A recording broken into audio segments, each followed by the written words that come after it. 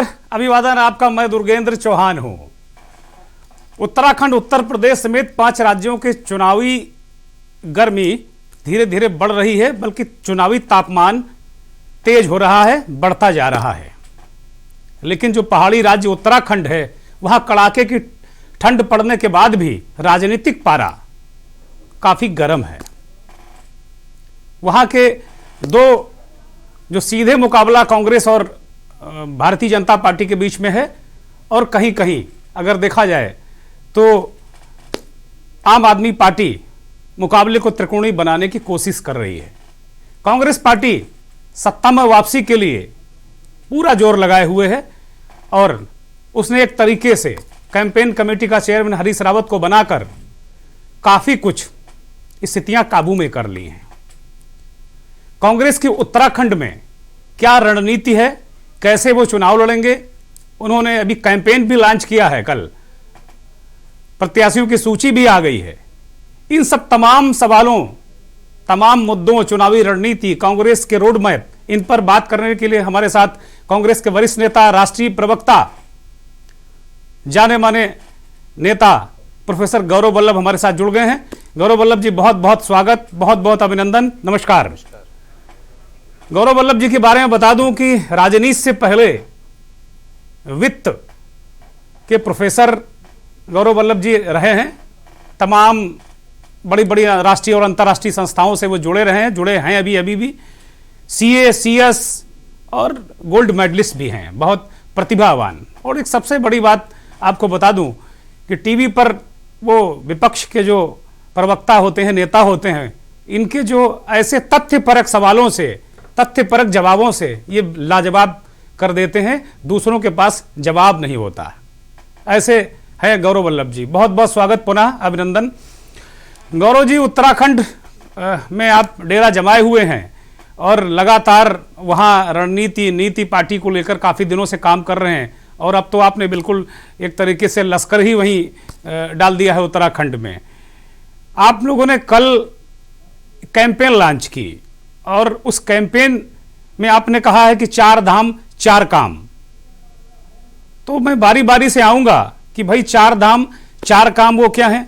उत्तराखंडियत की बात की है, उत्तराखंडियों के स्वाभिमान की आप लोगों ने बात की है, और ये भी बहुत बहुत बड़ी बात आप लोगों ने कर दी है कि भाई जो 500 रुपए से ज़्यादा हम गैस सिलेंडर के दाम नहीं बढ़ने देंगे।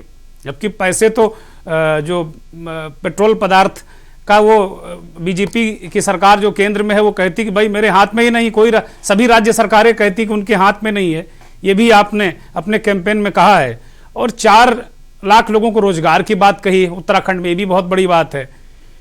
5 लाख परिवारों को स्वावलंबन राशि जो 40,000 सालाना होगी, जैसा अगर मैं सही हूं तो, ये इन बहुत सारी चीज़ों को आपने पेश किया है। तो इनको कैसे कैसे आप पब्लिक से कनेक्ट कर रहे हैं? तो 4 धाम 4 काम से शुरू करेंगे। जी, आपके सभी दर्शकों को मेरा सादर नमस्कार। देखिए, जो उत्तराखंड का चुनाव है, कांग्रेस पार्टी अपने डेवलपमेंट के मुद्दे पर, उत्तराखंडी स्वाभिमान के मुद्दे पर, उत्तराखंडियत के मुद्दे पर लड़ रही है। और उसी के क्रम में कल हमने हमारा जो कैंपेन है, जिसको बनाने में लगभग 6 महीनों का परिश्रम लगा है, हर कॉन्स्टिट्यूएंसी से जाकर हमने डाटा कलेक्ट किया, हर कॉन्स्टिट्यूएंसी से जाके हमने लोगों से बात की। ये एक फाइल आपके सामने दिखा रहा हूँ, और ये फोटोज है, सिर्फ फोटोज है इस फाइल में जी। हर कॉन्स्टिट्यूएंसी में जाके हमारे जो लोग गए, हर ब्लॉक स्तर पर हमारे लोग गए, उन्होंने जाकर वहां ये पता लगाया सबसे पहले कि उत्तराखंड में सबसे प्रमुख मुद्दे क्या है जी, मुद्दे क्या है जिससे लोग परेशान हैं। तो हमें पता लगा कि उत्तराखंड में लोगों को सबसे ज्यादा परेशानी, यहाँ पे व्यापक बेरोजगारी, यहाँ पर जो देश से ज्यादा जो महंगाई का स्तर है उससे, और तीसरा जिस तरह से सरकार भ्रष्टाचार को बढ़ा रही है, और उस भ्रष्टाचार के कारण स्वास्थ्य सुविधाएं उत्तराखंड में सुदूर इलाकों में लोगों के रीच से बाहर होती जा रही है। तो ये 4 इश्यूज हमने आइडेंटिफाई किए, और उन इश्यूज पे सबसे पहले हमने सोचा महंगाई को सरकार सबसे ज्यादा चोट कहां दे रही है, तो पता लगा रसोई गैस के सिलेंडर में। तो हमने कल पहला काम का वचन लिया कि हम 500 के ऊपर रसोई गैस का सिलेंडर नहीं होने देंगे। जो डिफरेंस होगा प्राइस, क्योंकि केंद्र सरकार तो जनता को लूटने से मानेगी नहीं, तो जो डिफरेंस होगा प्राइस का और 500 रुपए का, वो उत्तराखंड सरकार वहन करेगी। और इसका हमने अध्ययन किया। इस अध्ययन में सामने आया कि इस पूरे काम के लिए उत्तराखंड की जो 10 मार्च को सरकार बन रही है कांग्रेस की, उस पे 800 करोड़ के आसपास का इसका इंपैक्ट आएगा। तो 800 करोड़ भारतीय जनता पार्टी ने कुंभ का भ्रष्टाचार कर दिया। हम 800 करोड़ रुपए से गृहिणियों को 500 रुपए से कम में गैस सिलेंडर देने का हमने पहला वचन ले लिया। यही हमारी नीति और नियत और उनकी नीति और नियत में अंतर है। तो पहला काम तो हो गया, नहीं होंगे सिलेंडर के दाम 500 के पार।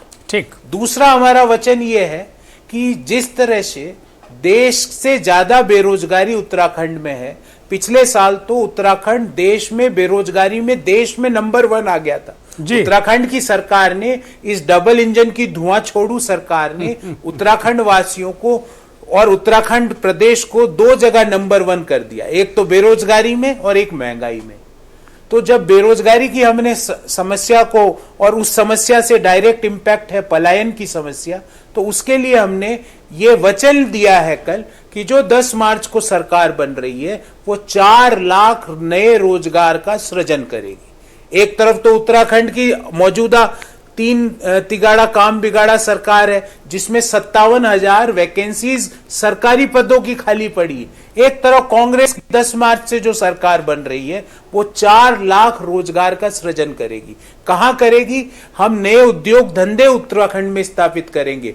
पिछले 5 सालों में उद्योग धंधे और कैपिटल, निवेश पूंजी और उद्योग धंधे दोनों उत्तराखंड छोड़ के जा रहे हैं। तो हम ऐसे उद्योग धंधे स्थापित करेंगे जहां पर रोजगार उन्मुख, जहां पे रोजगार जो ज्यादा सृजित करे, ऐसे एमएसएमईज का क्लस्टर यहां बनाएंगे जो रोजगार को ज्यादा सृजित करे। तो ये हो गया हमारा दूसरा काम और दूसरा प्रण। हमारा तीसरा काम और तीसरा प्रण ये है कि महंगाई, गैस की महंगाई से तो हमने राहत दे दी, पर आवश्यक वस्तुएं जैसे खाने का तेल है, सब्जियां हैं, हर साल डबल हो जाती है। हर पिछले साल की तुलना में आज सब्जियों के दाम 100% से ज्यादा बढ़ चुके हैं, मतलब दुगने हो चुके हैं। तो इसलिए हमने जो 5 लाख परिवार है उत्तराखंड में, टोटल उत्तराखंड में 20 से 22 लाख परिवार है, तो उसमें से जो 5 लाख परिवार है और उसका पैमाना है गरीबी के जो बॉटम ऑफ पिरामिड में 5 लाख परिवार है, उनको प्रतिवर्ष 40,000 रुपए का देने का प्रण उत्तराखंड की कांग्रेस सरकार ने लिया है। हम मोदी जी की तरह 6,000 का झुंझुना किसानों को नहीं दे रहे, जो वो 6,000 रुपए अभी सरकार आई नहीं, और उसमें भी अभी संशोधित कर लीजिए, अभी संशोधन रखिए।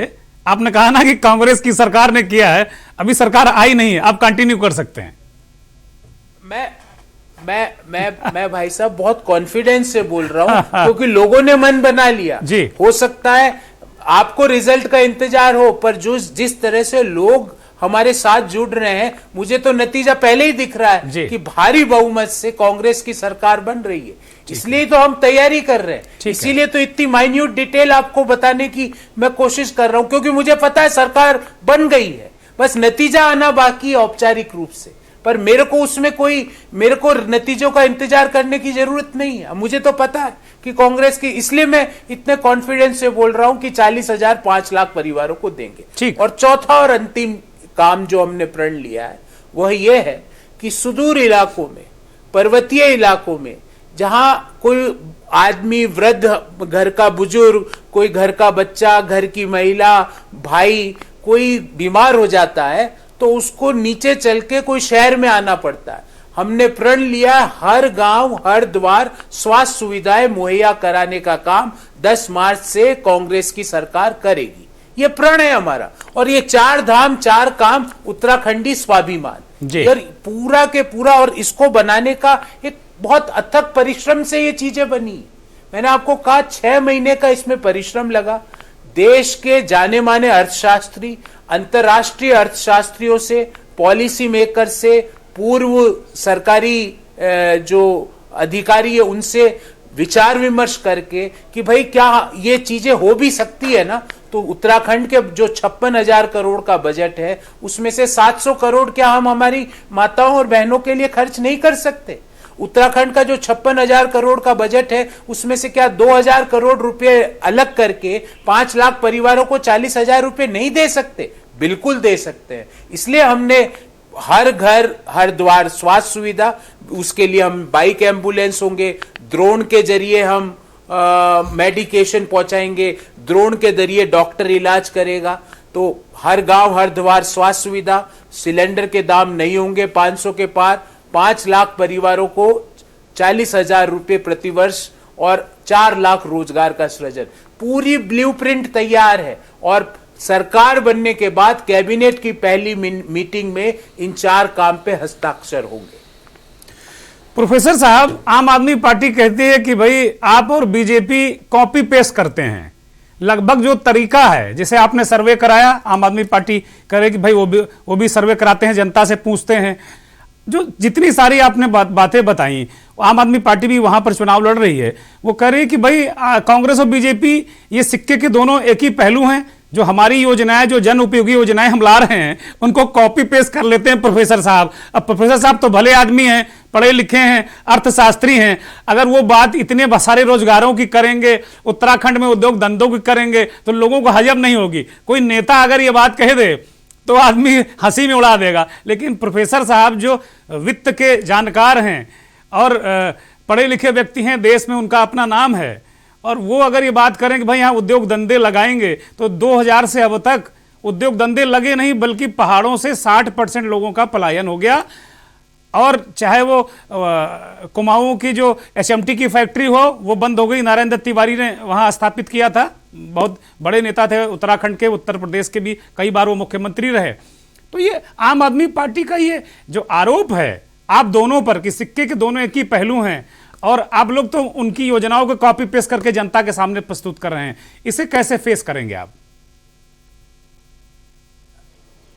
चौहान साहब, बड़ी जिम्मेवारी से एक बात पूछना चाहता हूं, क्या आपको लगता है आम आदमी पार्टी यहाँ चुनाव लड़ रही है? मुझे तो नहीं लगता, ना उत्तराखंड के कोई वासी को लगता है। तो वो यहाँ पे उनका कोई अस्तित्व नहीं है, इसलिए मैं उनके बारे में टिप्पणी नहीं करना चाहता, क्योंकि वो चुनाव में ही नहीं है, वो यहाँ पर चुनाव में ही नहीं है। उन्होंने क्या दिल्ली का हाल किया उसके बारे में अपन विस्तार से और बात कर सकते हैं, पर सवाल आपने ये पूछा कि आप उद्योग धंधे कैसे लगाओगे, वो जायज सवाल है जी। ये जो जिस पार्टी का आपने नाम लिया उसके बारे में टिप्पणी करके अननेसेसरी, वो बेचारे चुनाव में ही नहीं है, वो अपने दिल्ली में घूम रहे हैं, उनको यहाँ क्यों परेशान कर दो। आपने कहा उद्योग धंधे कैसे लगाओ, मैं तो जानकार आदमी हूं, आपने सही कहा, बिना तर्क के बिना डाटा के आपसे कोई बात नहीं करूं। पिछले 5 सालों में क्या निवेश इस राज्य में आया या निवेश इस राज्य को छोड़ के गया? आपको जान के आश्चर्य होगा कि निवेश इस राज्य को छोड़ के गया, उद्योग धंधे इस राज्य को छोड़ के गए। क्या उससे पहले जब कांग्रेस की सरकार थी, जब कैपिटल आउटफ्लो हुआ था नेट या कैपिटल इनफ्लो हुआ था? आप जान के आश्चर्य में पड़ जाएंगे कि उस समय नेट कैपिटल इनफ्लो हुआ था। और पिछले 5 साल में जो 4 महीने में 3 मुख्यमंत्रियों की सरकार चली, उसमें 3 काम हुए। नंबर 1, व्यापक भ्रष्टाचार। ये खनन प्रेमी मुख्यमंत्री जो अभी है, उससे पहले वाले जो वैज्ञानिक मुख्यमंत्री जो कोरोना को एक जीव बताते थे, और उससे पहले वाले जिनके रहते कुंभ में मतलब खुलेआम धर्म नगरी में भ्रष्टाचार हुआ। पर भारतीय जनता पार्टी ने उत्तराखंड वासियों को इन 3 जो तिगाड़ा काम बिगाड़ा वाली जो सरकार दी, उससे उत्तराखंड के लोग त्रस्त हुए, उद्योग धंधे त्रस्त हुए, और उद्योग धंधों ने स्टेट छोड़ के दूसरे स्टेट में अपने उपक्रम लगाने चालू किए। क्या ND तिवारी साहब की जो पहली सरकार बनी थी उसमें उद्योग धंधे इनफ्लो हुए थे कि आउटफ्लो हुए थे? इनफ्लो हुए थे। तो जिम्मेवारी से एक बात कह रहा हूं, और 4 लाख कैसे दूंगा उसका पूरा डिटेल है चौहान साहब जी। आप मुझे बताएं तो मैं ये भी बता दूं कि किस सेक्टर में कितने एम्प्लॉयमेंट का जनरेशन होगा, ये भी बता सकते हैं। उत्तराखंड वाले कह रहे हैं कहीं प्रोफेसर साहब उत्तराखंड वाले कह रहे हैं कि भाई कहीं प्रोफेसर साहब भी तो पकौड़े तलने को रोजगार नहीं मान लेंगे, कि वो भी पकौड़े तलवा दें और कहें कि भाई ये भी रोजगार है।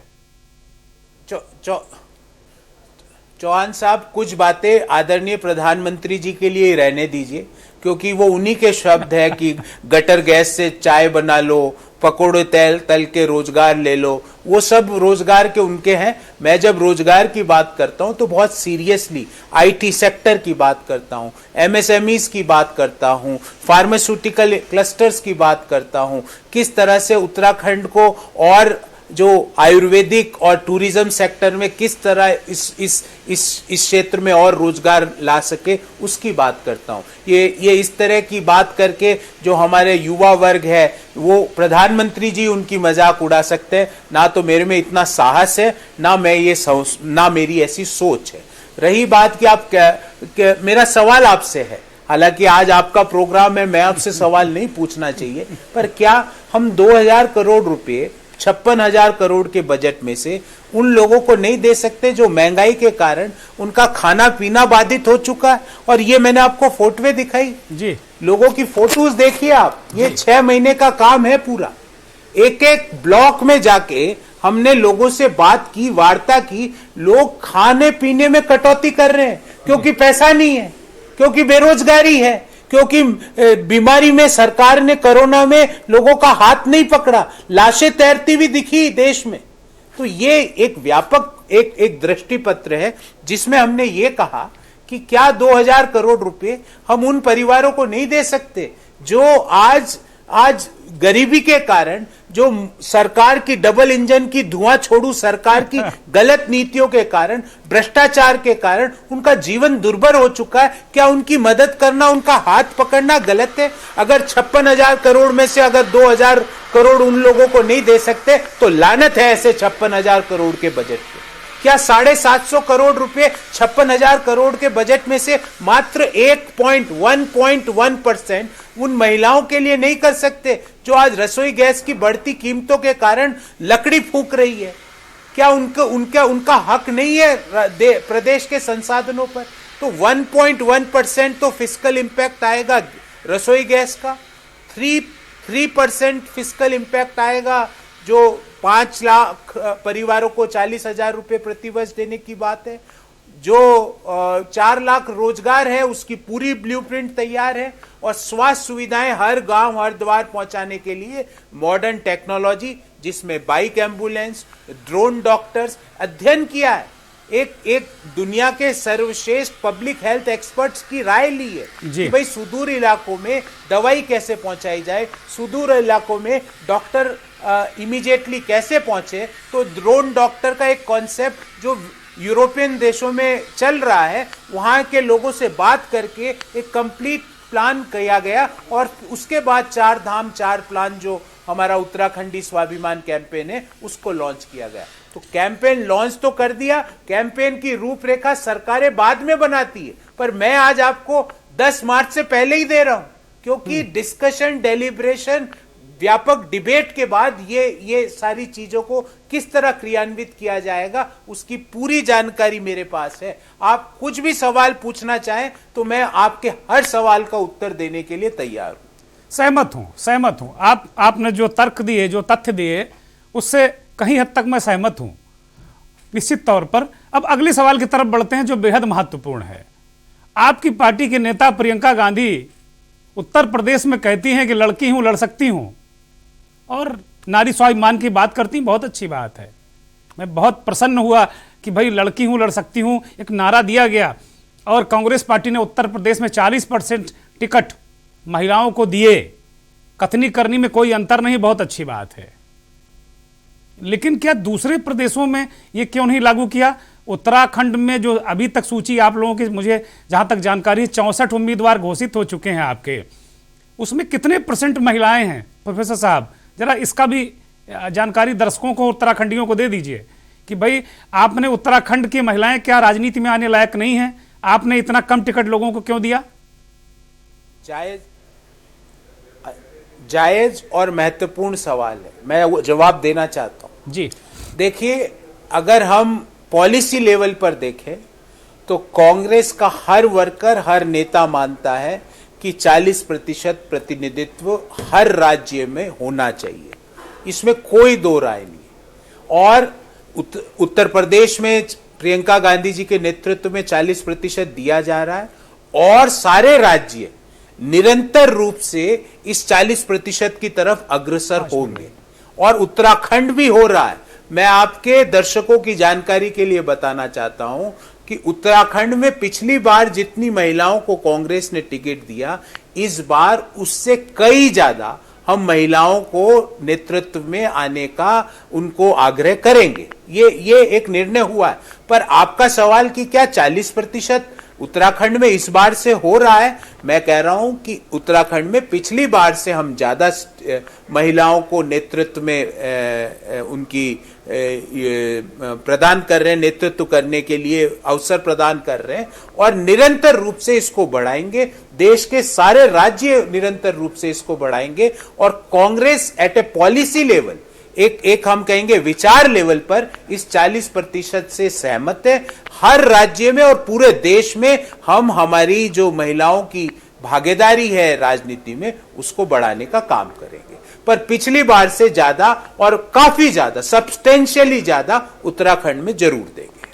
अब 2-3 बड़े महत्वपूर्ण सवाल हैं उत्तराखंड को लेकर, क्योंकि आप तो देश के नेता हैं, देश भर की बातें करते हैं, टीवी पर भी और सभाओं में भी और ऐसे भी, तो आपसे तो देश भर के सवाल हो सकते हैं।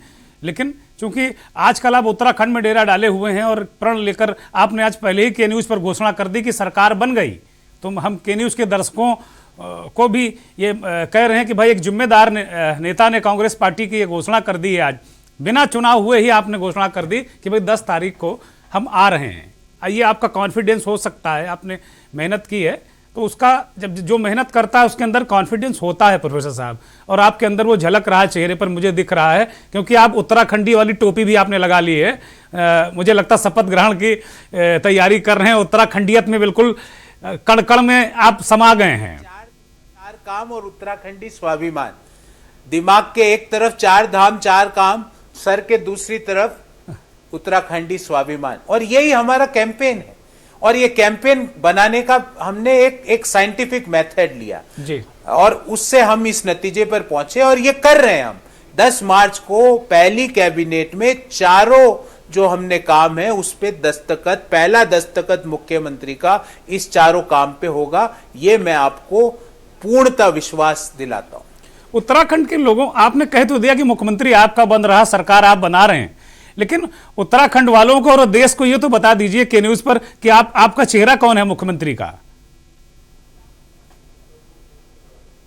आपने कल हमारा कैंपेन लॉन्च नहीं देखा? देखा है हमने कैंपेन लॉन्च, जब छत्तीसगढ़ के मुख्यमंत्री जी के ने उस कैंपेन को लॉन्च किया, तो किस तरह उत्तराखंड कांग्रेस के सारे बड़े नेता, भले ही वो माननीय हरीश रावत जी हो, भले ही वो हमारे पीसीसी अध्यक्ष श्री गणेश गोदियाल जी हो, भले ही वो हमारे सीएलपी लीडर और पूर्व पीसीसी अध्यक्ष श्री प्रीतम सिंह जी हो, आप अगर कुमाऊं साइड में देखें तो आर्य साहब हो, तो सारे नेता आज सिर्फ एक ही मोटिव पे काम कर रहे हैं कि कांग्रेस और उत्तराखंड को कैसे मजबूत किया जाए। सबसे पहले उत्तराखंड को मजबूत किया जाए, उसके लिए उत्तराखंडी स्वाभिमान के लिए काम कर रहे हैं, और कल तो सब लोग साथ में थिरके हैं।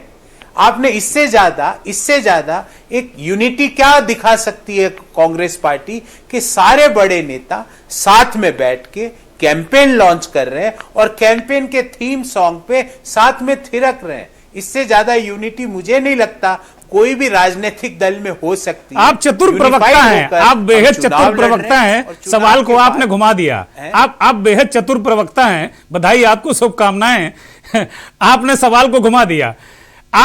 मैंने वो कैंपेन भी देखा और लोगों के हमने चेहरे भी देखे कि कुछ लोगों के चेहरे लटके हुए थे, और हरीश रावत थिरक रहे थे, आप भी साथ में थिरक रहे थे, भूपेश बघेल भी थिरक रहे थे, और कुछ के चेहरे भी लटके हुए थे। जरा उसको, वीडियो को जरा 1-2 बार और देखिएगा आप। कुल मिलाकर मेरा सवाल पूरा हो जाए, मेरा सीधा सवाल है प्रोफेसर साहब, मेरा सीधा सवाल है कि वास्तव में हरीश रावत को प्रचार कमेटी का चेयरमैन बना दिया। आमतौर पर राजनीति में यह माना जाता है कि कैंपेन कमेटी का जो चेयरमैन होता है वही मुख्यमंत्री या प्रधानमंत्री का चेहरा होता है। अब तक यही दस्तूर रहा है, अपवादों को छोड़कर। तो क्या यह मान लिया जाए कि जो आपके कैंपेन कमेटी के चेयरमैन हैं वही मुख्यमंत्री का चेहरा है? प्रोफेसर साहब? चौहान साहब, मैं तो आपसे मतलब आप एक विद्वान पत्रकार हैं, आपको अनुभव है। मेरा तो आपसे एक काउंटर सवाल है। क्या उत्तर प्रदेश में जब 2016 में भारतीय जनता पार्टी चुनाव लड़ रही थी तो जो मौजूदा मुख्यमंत्री थे वो कहीं थे? तो राजनीति में एक यूनिफाइड मैंडेट आइडियोलॉजी के हिसाब से चुनाव लड़े जाते हैं। हमने हमारी आइडियोलॉजी प्रस्तुत करी। आपने कहा चेहरे लटके हुए थे, मेरे को तो कोई भी वहां लटका हुआ नहीं दिखा। माननीय प्रीतम सिंह जी भी ताल से ताल मिला के नाच रहे थे। माननीय गणेश गोदियाल जी सबका प्रोत्साहन कर रहे थे और बिल्कुल ताली से ताली मिला रहे थे। तो मुझे तो कोई भी लटका हुआ नहीं दिखा। हाँ, भारतीय जनता पार्टी के लोग जरूर कल से लटके हुए हैं क्योंकि ना तो अब उनको कुछ समझ में आ रहा है, क्योंकि जो हमने एक कैंपेन लॉन्च किया, एक पॉजिटिव कैंपेन लॉन्च किया। हमने ये नहीं कहा कि कुंभ का भ्रष्टाचार कैसे होगा, क्योंकि उनके कैंपेन में ये बताया जाएगा कि उनके कार्यकर्ताओं ने कुंभ का भ्रष्टाचार हरिद्वार में कैसे किया, इलीगल माइनिंग अब कैसे की जाए, घर घर दारू कैसे पहुंचाई जाए, ये उनका कैंपेन होगा। आपको मैं ये भी बता दूं, पर हमने एक पॉजिटिव कैंपेन के साथ शुरुआत करी और सारे नेता थिरक रहे थे। अब आपको पता नहीं कौन किसका चेहरा लटका हुआ दिखा, पर मैं तो स्वयं वहां मौजूद था। भ्रष्टाचार एक बहुत बड़ा मुद्दा है उत्तराखंड में। प्रोफेसर साहब, आपको इंटरप्ट कर रहा हूं, माफी चाहूंगा। भ्रष्टाचार बहुत बड़ा मुद्दा है उत्तराखंड में और कांग्रेस की सरकारों में भी इस तरीके की चीजें सतह पर आई हैं। पूर्व में स्टिंग भी हुए हैं आपके नेताओं के। मैं सीधी बात कर लेता हूं, हरीश रावत का भी स्टिंग हुआ है और तमाम चीजों को लेकर चला है चीजें, लेकिन हरीश रावत ने बड़ी बहादुरी से इसका सामना भी किया है। दूसरा पहलू ये भी है उसका। तो आगे जो आपकी सरकार जिसका आप दावा कर रहे हैं भ्रष्टाचार के लिए, जैसे आपने मेरा सवाल कंप्लीट हो जाने दीजिए। जैसे आपने विकास का रोड मैप बनाया और आपके पास जो फाइल आप लिए हैं बार बार हमारे दर्शकों को दिखा रहे हैं, उसी तरीके से कोई फुल प्रूफ प्लान आपने भ्रष्टाचार को रोकने के लिए बनाया है? यह बड़ा महत्वपूर्ण सवाल है और उत्तराखंड और देश ये जानना चाहता है। चौहान साहब, भ्रष्टाचार को टेक्नोलॉजिकल इंटरवेंशन के अलावा आप नहीं रोक सकते जी। तो जहां जहां चीजें होगी, जैसे ही आप चीजों को ऑनलाइन करते हो, भ्रष्टाचार में ड्रास्टिक कमी आ जाती है। मेरा आपको एक उदाहरण है और सभी दर्शकों को मैं कई बार बोलता हूं कि अगर मेट्रो में आप सफर करते हो तो क्या बिना टिकट के कर सकते हो? क्योंकि दरवाजा ही नहीं खुलेगा टिकट के पहले।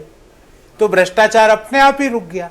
तो टेक्नोलॉजिकल इंटरवेंशन से ही भ्रष्टाचार मिटेगा, उसका व्यापक प्रयोग किया जाएगा। और आपके दर्शकों को एक चीज बड़ी जिम्मेवारी से बोल रहा हूं, जिन लोगों ने भी धर्म की आस्था के ऊपर चोट करके कुंभ में, हरिद्वार में भ्रष्टाचार किया है, वो जेल के अंदर जरूर होंगे। भले ही उनके साथ मौजूदा मुख्यमंत्री की फोटो हो या देश के बड़े बड़े भाजपा के मंत्रियों की फोटो हो, उससे हमें कोई फर्क नहीं पड़ता। उनको जेल जाना पड़ेगा और अपने किए का पछतावा करना पड़ेगा। और जो उत्तराखंड के लोगों से लूट मचाई है उसको हम रिकवर करने का भी काम करेंगे। आखिरी सवाल, क्या जो 6 नाम बचे हैं उसमें हरक सिंह रावत को आप चुनाव लड़ाएंगे? क्या हरक सिंह रावत का नाम उसमें होगा? हरक सिंह रावत क्या चुनाव लड़ रहे हैं? ये उत्तराखंड के लोग भी जानना चाहते हैं और व्यक्तिगत रूप से मैं भी जानना चाहता हूं इसको।